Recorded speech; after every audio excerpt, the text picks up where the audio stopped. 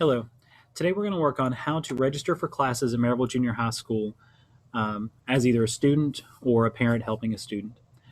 To start off, the process is very similar to how a student would check their grades online. If you're unfamiliar with how to do that, you'll start off by going to the Maryville Junior High School website, scrolling down the quick links to Online Grades Power School. When you click on that, it's going to pull up a page that looks like this as a place for username and password. The username and password is the same username and password that students use to log on to the network at school or onto school computers. So they're very familiar with this username and password. After they log in here, it's going to bring them to the page that they check their grades from. That page looks similar to this, except that the grades will be right here. And on this navigation bar on the left-hand side, there's a button that says Class Registration. When you click on Class Registration, it's going to pull up this page that says, Welcome to the Maryville Junior High School Class Registration System for 2015-2016. From here, this is the page that you're going to handle registration from.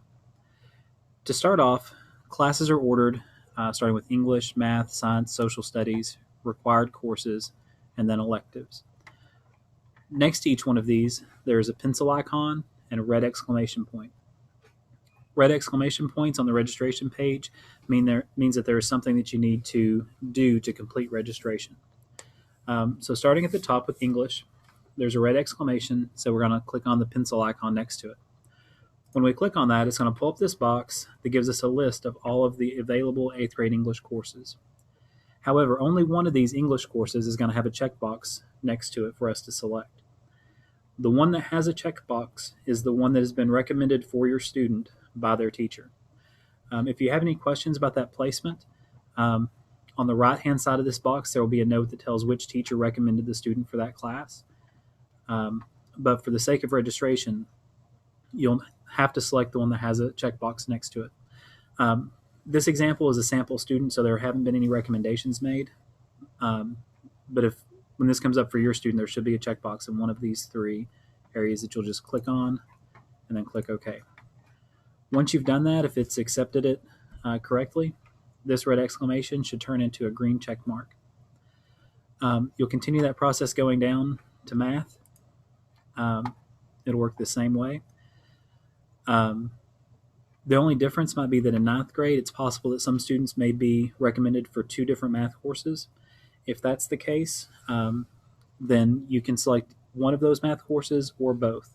But that's a decision that's up to you and your student. After you make your selection, you'll click OK. Continue to Science and Social Studies the same way. Under required courses, there should already be a green check mark because required courses include wellness and computer apps or technology. Those are things that every student is enrolled with in the same level. So it's pre-selected for us. When you get to electives, you'll click the pencil icon, and it's going to give a list of all available electives for your student's grade. You'll go through, you're going to choose 2 electives. For the sake of this example, I'm going to pick art and band.